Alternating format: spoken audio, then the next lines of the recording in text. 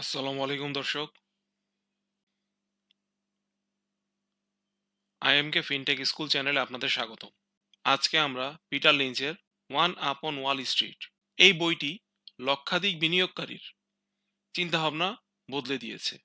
এই ভিডিওতে আমরা লিঞ্চের অসাধারণ আইডিয়াগুলো এমনভাবে ব্যাখ্যা করব যাতে আপনিও স্মার্ট বিনিয়োগকারী হতে পারেন। চলুন শুরু করা যাক। Peter Lynch. প্রথমেই জেনে নেই পিটার লিঞ্চ কে। পিটার লিঞ্চ একজন ইনভেস্টর যিনি ফিডেলিটির ম্যাজেলান ফান্ড ম্যানেজার ছিলেন। তিনি মাত্র ১৩ বছরে $১,৮০,০০,০০০ ফান্ডকে $১৪০ কোটি পরিণত করেছিলেন। তার মানে বাৎসরিক রিটার্ন ছিল 29.2%। তার লেখা বইয়ের মধ্যে উল্লেখযোগ্য one upon Wall Street, beating the street ইত্যাদি। এখন আমরা আমাদের মূল আলোচনায় চলে যাই। তিনি এই বইয়ে বলতে চেয়েছেন যে মার্কেট থেকে আপনি যত আর্লি একটা ট্রেন্ড আইডেন্টিফাই করতে পারবেন ততই আপনি আউট পারফর্মার হবেন, কারণ আপনি মার্কেটে আছেন।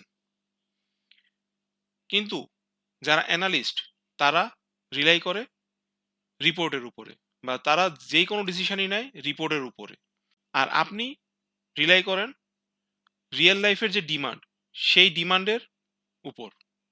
মানে আপনি প্র্যাকটিক্যাল মার্কেটটা দেখছেন এবং কোন পণ্যের কি ধরনের ডিমান্ড রয়েছে তার উপর নির্ভর করে আপনি জাজমেন্ট করতে পারছেন বা আপনি সিদ্ধান্ত নিতে পারছেন। কিন্তু অ্যানালিস্টরা পুরোপুরি রিপোর্ট নির্ভর।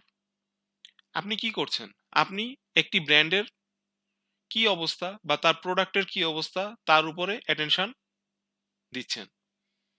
পাশাপাশি আপনি এ নিয়ে গবেষণা করছেন যে এই কোম্পানিটি পাবলিকলি যদি ট্রেড হয় তাহলে তার কি অবস্থা এবং সেই কোম্পানিটি কতটুকু পারফর্ম করছে, এবং আপনি একটু গভীর চিন্তা ভাবনা করতে পারছেন কীরকম যে এই কোম্পানির আর্নিংসের গ্রোথ কীরকম, বা এই কোম্পানির ভবিষ্যতে তার প্রসপেক্ট কীরকম, বা এই কোম্পানির কম্পিটিশন কীরকম, পাশাপাশি এই কোম্পানির ম্যানেজমেন্টের কী অবস্থা। পিটার লিঞ্চ তার বইয়ে এই বিষয়টি বোঝাতে চেষ্টা করেছেন যে আপনি মার্কেটে যিনি অ্যাক্টিভ তার চাইতে আপনি একটু ডিপে চিন্তা ভাবনা করতে পারছেন এবং সেখান থেকে অ্যানালাইসিস করে আপনি ডিসিশন নিতে পারছেন। কারণ মার্কেটে যারা অ্যাক্টিভ তারা শুধুমাত্র রিপোর্টের উপর বেস করে সিদ্ধান্ত নিচ্ছেন, কিন্তু আপনি প্র্যাকটিক্যাল মার্কেটের কি অবস্থা বা একটি প্রোডাক্টের আসলে বাজারে তার ব্র্যান্ড ভ্যালু কি বা তার ম্যানেজমেন্ট কি করছে এই বিষয়গুলো চিন্তা ভাবনা করে আপনি সিদ্ধান্ত নিচ্ছেন। তাই তার কথা হচ্ছে যে আপনি মার্কেটের প্রফেশনালের চাইতে একটু এগিয়ে থাকবেন। পিটার লিঞ্চ স্টককে ৬টি ভাগে ভাগ করেছেন: slow growers, stalwarts, fast growers, cyclicals, turnarounds, asset plays. Slow growers বলতে তিনি বুঝাতে চেয়েছেন যে একটি প্রতিষ্ঠান পুরোপুরি ম্যাচিউরড কিন্তু এর গ্রোথ আছে যা খুবই সামান্য, তবে প্রতিষ্ঠানটি ম্যাচিউরড। স্টেলার্স হচ্ছে সেই সকল প্রতিষ্ঠান যে সকল প্রতিষ্ঠানের উপরে নির্ভর করা যায় কিন্তু তার গ্রোথ খুবই slow. Fast growers, fast growers হচ্ছে সেই সকল প্রতিষ্ঠান যাদের অ্যানুয়াল গ্রোথ 20 থেকে 25%। সাইক্লিক্যালস সেই সকল স্টকস যারা ইকোনমির আপস এবং ডাউনসের সাথে তাদের বিজনেসও আপস এবং ডাউনস হয়। তারা যখন ইকোনমি বুম থাকে তখন তাদের বিজনেসও বুম হয়, যখন ইকোনমি বাস্ট থাকে তখন তাদের বিজনেসও বাস্ট হয়। টার্ন অ্যারাউন্ডস স্টকস সেগুলো যেগুলো এই মুহূর্তে হেডউইন্ড ফেস করছে, তবে এরা রিকভারি করে নিবে তাদের পজিশনটা, অর্থাৎ তারা আবার ঘুরে দাঁড়াবে। অ্যাসেট প্লেস সে সকল স্টক যারা এই মুহূর্তে আন্ডার ভ্যালুড অবস্থায় আছে। Peter Lynch winning stock pick করার জন্য একটি চেকলিস্ট দিয়েছেন। তিনি তার চেকলিস্টে বলেছেন যে একটি প্রতিষ্ঠানের নাম শুনলে সবাই স্বাভাবিকভাবে বলে এ প্রতিষ্ঠান ভালো, কিন্তু একটু বিরক্ত নিয়েই বলে যে প্রতিষ্ঠান ভালো কিন্তু এর এর দাম বাড়ে না বা এর দাম খুব একটা উঠানামা করে না।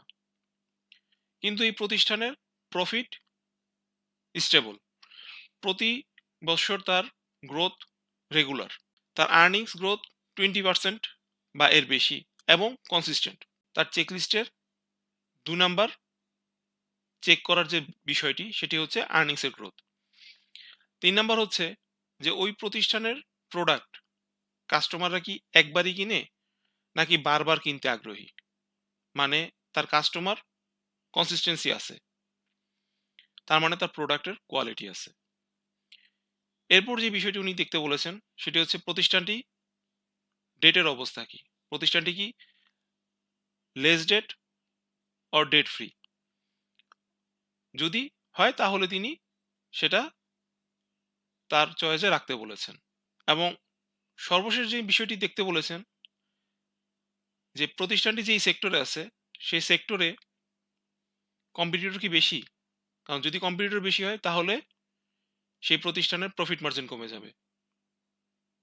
সেক্ষেত্রে তিনি যেই প্রতিষ্ঠানে কম্পিটিটর বেশি সেই প্রতিষ্ঠানটিকে অ্যাভয়েড করার পরামর্শ দিয়েছেন। তিনি এও বলেছেন keep it simple, skip the noise. অর্থাৎ ইনভেস্টিংটাকে উনি খুব কঠিনভাবে দেখার জন্য না করেছেন। পিটার লিঞ্চ বলতে চেয়েছেন যে আপনি যদি কোনো একটি বিজনেস স্টাডি করার সময় বা রিসার্চ করার সময় দেখেন যে বিজনেস মডেলটি আপনি বুঝতে পারছেন এবং বিষয়টি আপনি যদি 10 বছর বয়সী একটি বাচ্চাকে 2 মিনিটের মধ্যে বুঝাতে পারেন, তার মানে এই বিজনেসটি ঠিক আছে বা বিজনেস মডেলটি আপনি বুঝতে পেরেছেন, তার মানে বিজনেস মডেলটি কমপ্লেক্স নয়। এ থেকে বোঝা যায় যে বিজনেসটি বোধগম্য হতে হবে। বিজনেসটির মডেল যদি কমপ্লেক্স হয় তাহলে সেই বিজনেস থেকে দূরে থাকাই ভালো। ডিমান্ড কি ভিজিবল, অর্থাৎ এই বিজনেসের যে প্রোডাক্ট সেই প্রোডাক্ট বা সেবা যাই হোক না কেন সেই ডিমান্ড কি মার্কেটে দেখা যায়, নাকি কালে বদলে ডিমান্ড আসে আর থাকে না, এই ব্যাপারটি চেক করতে বলেছেন। পাশাপাশি বিজনেসটি কি প্রফিটেবল কিনা। এবং এই বিষয়গুলো দেখার পাশাপাশি উনি এও বলেছেন যে স্টক রিলেটেড যে কোনো প্রকার নয়েজ থেকে দূরে থাকতে, যা আপনার মাইন্ডসেটে নয়েজ সৃষ্টি করতে পারে সেগুলো স্কিপ করার জন্য তিনি পরামর্শ দিয়েছেন। সহজ কথায় যদি বলি, আপনাকে স্টক চয়েস করার সময় আপনার নিজেকে ডিটেকটিভ হিসেবে চিন্তা করতে হবে এবং আপনি একজন গোয়েন্দার মতো একটি প্রতিষ্ঠানের প্রোস অ্যান্ড কনস সব কিছু দেখভাল করবেন। তারপর আপনি সিদ্ধান্ত নেবেন আপনি সেই প্রতিষ্ঠানে বিনিয়োগ করবেন নাকি করবেন না। পিটার লিঞ্চের মতে ধৈর্যই হচ্ছে এই মার্কেটের সাফল্যের চাবিকাঠি। তার মতে ইনভেস্টিং 3টি পিলারের উপর নির্ভরশীল। প্রথমত হচ্ছে আপনি সেই বিজনেসটাই বাই করবেন যে বিজনেসটা আপনি বুঝেন বা আপনি বুঝতে পারছেন। মার্কেট যতটাই ভোলাটাইল হোক না কেন আপনি স্টকটি হোল্ড করবেন বা আপনার হোল্ডে রাখবেন। কেন? কারণ volatility is your friend. Peter লিঞ্চের মতে ভোলাটিলিটি আপনার বন্ধু। কারণ মার্কেট যত ডিপে যাবে তত আপনি অপরচুনিটি পাবেন, এটা ডিজাস্টার নয়। তবে তার আগে পূর্বের শর্তগুলো আপনাকে মেনে নিতে হবে। পাশাপাশি আপনাকে ধৈর্য ধারণ করতে হবে, কারণ হচ্ছে আপনি যদি ধৈর্য ধারণ করুন তাহলে এটি কম্পাউন্ডিং হবে। আর কম্পাউন্ডিং এর মূল সূত্রই হচ্ছে সময় দেয়া, ধৈর্য ধারণ করে আপনি চার্নিং করতে পারবেন না। আপনি যত কম চার্নিং করবেন তত আপনার পোর্টফোলিও গ্রো হবে, অর্থাৎ কম্পাউন্ডিং হবে। তিনি আপনার ধৈর্য ধারণের জন্য একটি লং টার্ম চেক লিস্টের কথাও বলেছেন। আপনাকে কেনার আগে রিসার্চ করতে বলেছে যে আপনি নিজে 5 বছরের জন্য এই প্রতিষ্ঠানে বিনিয়োগ করবেন কিনা। আপনাকে শর্ট টার্মের যত নয়েজ তা ইগনোর করতে বলেছে। বিভিন্ন প্রকার চ্যানেল থেকে আপনাকে বিরত থাকতে বলেছেন। যে স্টকটি উইনার যদি তা ডিপে যায় তাহলে সেখানে আরো ইনভেস্ট করতে বলেছেন। সর্বোপরি একটি স্টকের ফান্ডামেন্টাল কোয়ার্টারলি রিভিউ করতে বলেছেন। স্টকের প্রাইস না, স্টকের ফান্ডামেন্টাল, মানে স্টকের বা প্রতিষ্ঠানের কি অবস্থা, প্রতিষ্ঠানের গ্রোথ ঠিক আছে কিনা, প্রতিষ্ঠানের ডেট কি কম আছে কিনা, বা প্রতিষ্ঠানের ইকুইটির সাথে ডেটের তুলনা ঠিক আছে কিনা, বা প্রতিষ্ঠানের মার্জিনগুলো ঠিক আছে কিনা ইত্যাদি বিষয়। স্টকের প্রাইস কতটুকু উঠলো কতটুকু নামলো এই বিষয়টি রিভিউ করতে বলেননি। তার মতে 3 ধরনের ট্র্যাপ আছে যা একজন ইনভেস্টরকে ধ্বংস করে দেয়। প্রথমেই হচ্ছে হট টিপস। হট টিপস দিয়ে উনি বুঝাতে চেয়েছেন যে আমার বন্ধুর মামা অমুক প্রতিষ্ঠানে চাকরি করে, উনি জানেন এই প্রতিষ্ঠান সামনে অনেক ভালো করবে এবং এর কোনো একটা ব্লা ব্লা ব্লা কাহিনী আছে, যাই হোক। এবং কি কারণে পিটার লিঞ্চ স্টক টিপস ঘৃণা করেন? কারণ হচ্ছে টিপসগুলো সবসময় আসে লেটে। অর্থাৎ সহজে যদি আমরা বলি তাহলে শিয়ালের লেজ কাটার মতো। অর্থাৎ শিয়ালের লেজ যখন ট্র্যাপে পড়ে কেটে যায়, তখন শিয়াল বাকি শিয়ালদের বলে তোমার লেজটাও কেটে ফেলো, কারণ এটা একটা অপ্রয়োজনীয় অংশ। বিষয়টি আসলে তা নয়, বিষয়টা আসলে তিনি ওই ট্র্যাপে পড়ে গিয়েছেন, এই জন্য অন্যকে ওই ট্র্যাপে ফেলতে চাচ্ছেন। এই জন্যই পিটার লিঞ্চ যে কোনো প্রকার স্টক টিপস ঘৃণা করতেন এবং তিনি এই জন্যই বলতেন যে টিপস আসবেই লেট করে, মানে ততক্ষণে সেই ঘটনা শেষ, আপনাকে জাস্ট ওখানে ফাঁসানোর জন্যই বলা হচ্ছে। এরপরে ট্র্যাপ হচ্ছে ট্রেন্ড চেজিং, মানে আপনি ট্রেন্ডকে চেজ করতেছেন। অর্থাৎ গত 7 দিন যাবত একটি স্টক প্রতিদিনই বাড়ছে, কিন্তু আপনি কিনতে পারছেন না। যেদিন কিনছেন সেদিন স্টকটি একদম চূড়ায় উঠে বসে আছে এবং আপনি ওদিন কিনে মনে করছেন যে আপনি ট্রেন্ডটাকে চেজ করে ফেলতেছেন। আসলে ব্যাপারটি তাই নয়। ট্রেন্ড চেজিং একটা ডেঞ্জার সাইন। ডেইলি অবসেশন, অর্থাৎ প্রতিদিন আপনাকে মার্কেট দেখতে উনি নিষেধ করেছেন, কারণ মার্কেট একটি প্রতিষ্ঠান, প্রতিদিন 10% নামতেও পারে, 10% উঠতেও পারে, কিন্তু ফান্ডামেন্টাল চেঞ্জটা খুব স্লোলি হয়। তাই প্রতিদিনের যে উঠানামা মার্কেটের, তা থেকে বেঁচে থাকতে বলেছেন। এটাও এক প্রকার ট্র্যাপ, যা আপনার লং টার্মের চিন্তাভাবনাকে বাধাগ্রস্ত করবে। পিটার লিঞ্চ এই ট্র্যাপ থেকে বাঁচার জন্য 3টি অ্যান্টিডোট দিয়েছেন। এই 3টি অ্যান্টিডোট হচ্ছে বিজনেসের ফান্ডামেন্টালস। 1 নম্বর ফান্ডামেন্টালস হচ্ছে বিজনেসের আর্নিংসের গ্রোথ আছে কিনা, 10% বা এর বেশি অ্যানুয়াল গ্রোথ থাকতে হবে।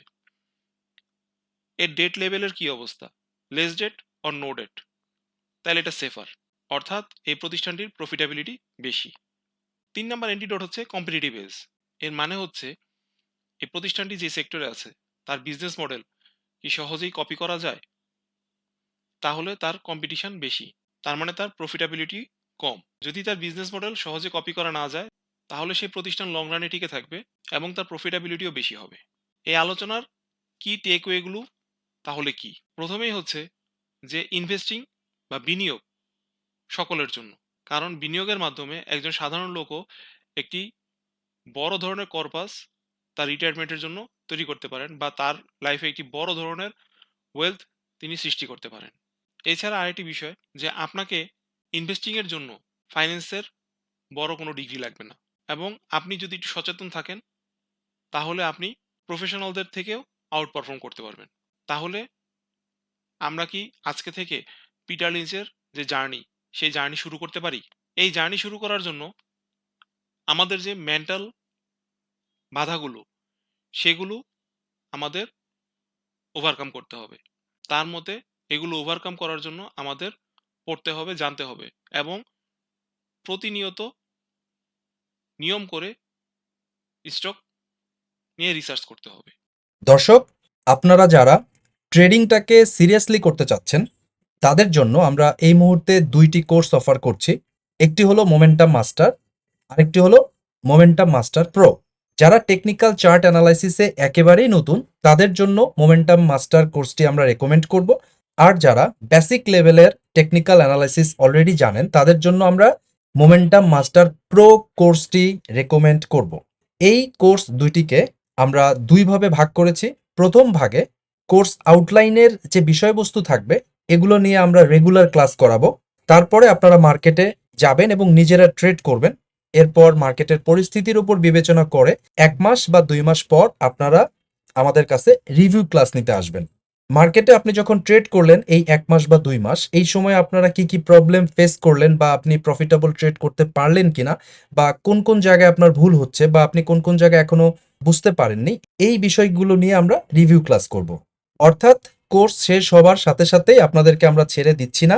কোর্স শেষ হওয়ার পরবর্তী ১ থেকে ৩ মাস পর্যন্ত আপনারা আমাদের টাচে থাকবেন মার্কেট কনটেক্সটের উপর বেস করে। অর্থাৎ মার্কেটে যদি ট্রেডিং করার মতো পরিবেশ আপনি কোর্স শেষ করার ১ মাস পরেই পান, দেন ১ মাস পরেই আপনাকে আমরা রিভিউ ক্লাসের জন্য ডাকবো। আর যদি দেখা যায় যে আপনি কোর্স করে শেষ করেছেন কিন্তু মার্কেট এখনো ট্রেডিং এর জন্য এনভায়রনমেন্ট রেডি না, সেই ক্ষেত্রে আপনাকে আরো ২-৩ মাস আমরা ওয়েট করাবো এবং তারপরে আপনি রিভিউ ক্লাস পাবেন। আর আমরা বিশ্বাস করি আপনি যদি আমাদের গাইডলাইনগুলো ফলো করেন সঠিকভাবে এবং লার্নিং এর বিষয়ে যদি আপনি সত্যি সিরিয়াস থাকেন, ট্রেডিং শেখার বিষয়ে যদি আপনি টাইম এবং এফোর্ট দিতে রাজি থাকেন, তাহলে ৩ থেকে ৬ মাসের মধ্যেই আপনি ট্রেডিং এ সাকসেসফুল বা প্রফিটেবল হবেন। এটা আমরা বিশ্বাস করি। আমাদের কোর্সে জয়েন করতে চাইলে আপনি এখনই ইমেইল করুন imkfintechschool@gmail.com, এই ঠিকানায় ফিরতি ইমেইলে কোর্সের ডিটেইল আউটলাইন আপনি পেয়ে যাবেন। দর্শকবৃন্দ, আজকে তাহলে এই পর্যন্তই। আপনাদের এই ভিডিও যদি ভালো লেগে থাকে তাহলে আইএমকে ফিনটেক স্কুল চ্যানেলটিকে লাইক, কমেন্ট, শেয়ার এবং সাবস্ক্রাইব করুন। তবে দর্শক, ইনভেস্টিং এর এই গুরুত্বপূর্ণ আলোচনা এখানেই শেষ হলো, কিন্তু আপনার যাত্রা কিন্তু মাত্র শুরু হলো। পিটার লিঞ্চের মতে আপনাকে ইনভেস্টিং করতে হলে জানতে হবে এবং নিজের রিসার্চ নিজে করতে হবে এবং তারপর আপনাকে সিদ্ধান্ত নিতে হবে। ধন্যবাদ দর্শক, আল্লাহ হাফেজ।